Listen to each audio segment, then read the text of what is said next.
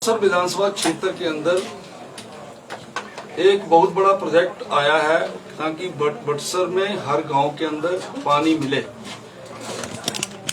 अब एडीबी का प्रोजेक्ट है और उस प्रोजेक्ट के अंदर जो पैसा आया था वो लगभग 130 करोड़ रुपए के करीब आया था और ये कहा गया कि ब्याज से पानी उठाया जाएगा। अफसरों ने ब्याज से पानी उठाने के लिए डीपीआर तो 130 करोड़ की ही बनाई, लेकिन जब वो टेंडर हुआ तो वो टेंडर जो है वो लोएस्ट 204 करोड़ के ऊपर चला गया और जब वो 204 करोड़ के ऊपर चला गया, 130 आपके पास है, 204 का टेंडर हो रहा है, तो ये अफसरों के दिमाग में आया कि ये तो होगा नहीं, इसको पूरा कैसा करेंगे। फिर उन्हीं अफसरों ने दिमाग लगाया कि ब्याज तो बड़ी दूर है, तो ब्याज से तो बात नहीं बढ़नी है, इसलिए इसको अब आप उसी व्यक्ति को वो जो काम है वो अवार्ड कर दिया। मेरी आपत्तियां केवल यही थी। माननीय उप मुख्यमंत्री जी जिस समय आईपीएच के मंत्री बने थे तो उन्होंने सुर्खियों में लिखा हुआ है, दिया हुआ कि 200 करोड़ का टेंडर रद्द किया, रद्द आज तक नहीं हुआ। उल्टा जो टेंडर दूसरी बार रीटेंडर मतलब है कि जिसको आपने टेंडर अवार्ड किया, जा तो वो कोर्ट में जाएगा, जा वो आर्बिट्रेशन में जाएगा। यानी केवल और केवल आप प्रोजेक्ट को डिले कर रहे हैं रीटेंडरिंग करके, आप रीटेंडरिंग करके फिर उन अफसरों को बचा रहे हैं जिन्होंने गलती की। तो मेरा तो प्रश्न यही है और मैं उसके कारण से वहां पे संतुष्ट भी नहीं हुआ हूं। मैंने कहा है कि आप इसका सही जवाब दो। अब वो कमेटी बनेगी, कमेटियां बनेगी, कमेटी क्या करेगी? कुछ नहीं होगा, आई वॉच होगा।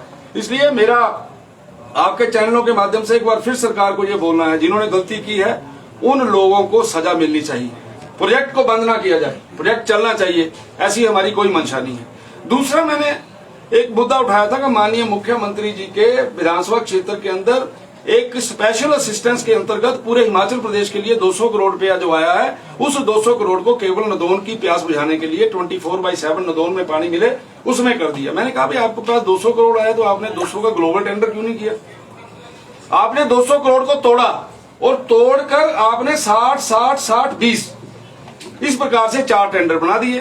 उनमें से जो 60-60 के 3 टेंडर है वो एक ही कंपनी को दे दिए। कितना साफ सुथरा काम है, व्यवस्था परिवर्तन देखिए कितनी जबरदस्त है। वो 3 टेंडर एक ही कंपनी को दे दिए। वो मैंने प्रश्न किया कि आपने इस प्रकार से क्यों किया?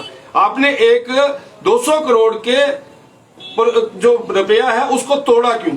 आपने 60-60 करोड़ के टेंडर क्यों किए? अगर ये किए हैं तो इसमें दोषी कौन है? अगर वो दोषी है तो उसको सजा क्यों नहीं?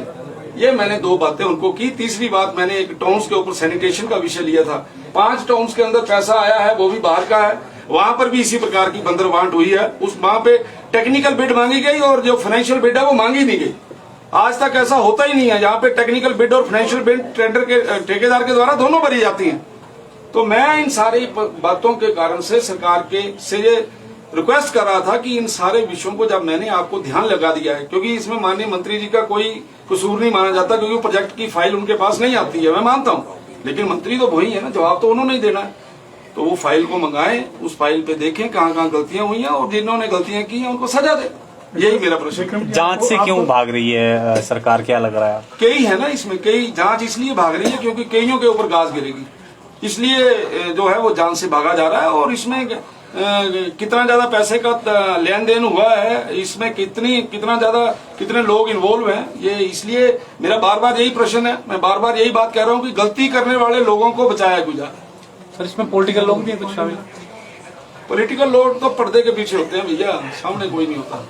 तो ये जो गलती है वो जिस लेवल पे हुई है, ऑफिसर्स के लेवल पे हुई है, ठेकेदार के लेवल पे मैनिपुलेशन हुई है, तो इन सारी बातों के बारे में ये संसद के अंदर और बाहर माननीय मंत्री जी को और इस सरकार को अवगत कराना चाहिए। Thank you very much. Thank you.